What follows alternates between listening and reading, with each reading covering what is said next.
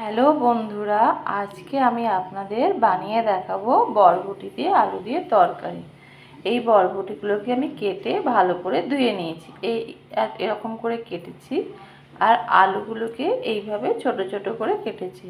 এখানে বড় সাইজে দুটো আলু নিয়েছি, আর এখানে 300 গ্রাম মতন বরবটি আছে। বরবটিগুলোকে ঠিক এই রকম দেখতে মাথাগুলোকে কেটে অল্প অল্প ফেলে দিয়েছি, তারপরে ছোট ছোট করে টুকরো করে নিয়েছি। তারপরে লাগছে লঙ্কার গুঁড়ো, যে যতটা ঝাল খাবেন সেই হিসাবে লাগবে। হলুদ গুঁড়ো যতটা লাগবে সেই হিসাবে আন্দাজ মতন লাগবে। রসুনটা একটু বেশি লাগছে। একটা বড় সাইজের টমেটো নিয়েছি, ভালো করে কেটে নিয়েছি।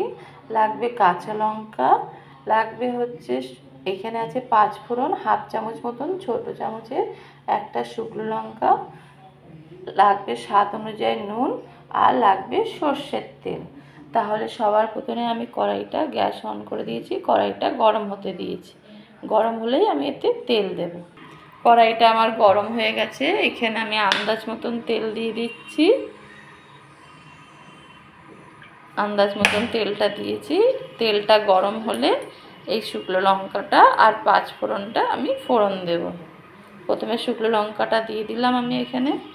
শুকনো লঙ্কাটা একটু ভাজা ভাজা হবে। শুকনো লঙ্কাটা একটু নেড়ে দিচ্ছি, ভাজা ভাজা হয়ে যাবে। এর মধ্যেই আমি দিয়ে দেব এই ছোটো চামচে 8 চামচ মতন 5 ফোড়নটা। তার মধ্যে আমি দিয়ে দেবো এই রসুনগুলো, যেটা আমি থেতো করে নিয়েছি, ওই রসুনগুলো এর মধ্যে আমি দিয়ে দেবো। দিয়ে আমি একটুখানি নাড়াচাড়া করে নেব। এইবার আমি এর মধ্যে এই কেটে রাখা আলুগুলো এর মধ্যে দিয়ে দেব। দিয়ে আমি একটু ভাজা ভাজা করে নেব।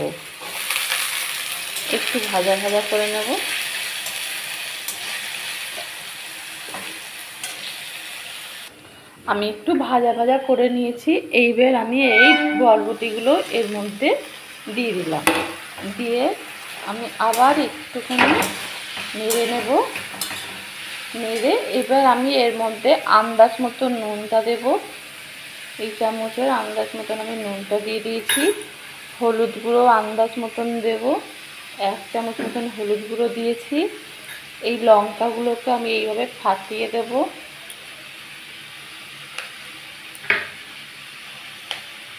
দিয়ে আমি একটু নেড়ে দেব।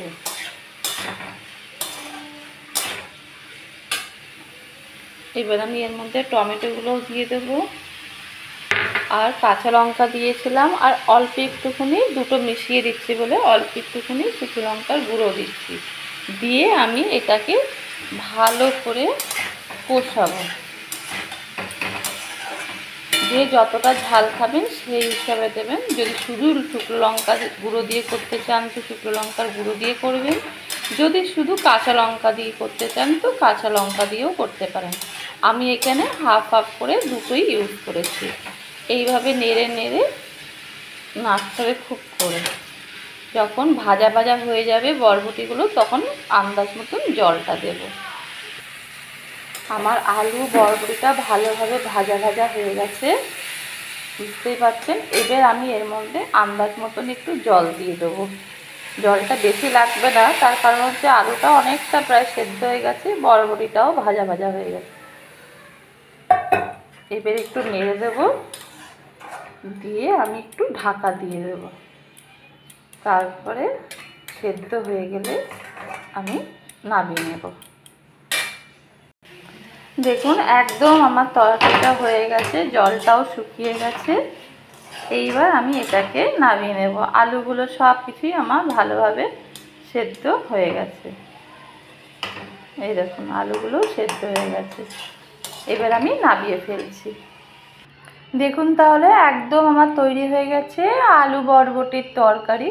এই তরকারিটা রুটির সাথে শুকনো ভাত দিয়ে খুব ভালো লাগে খেতে।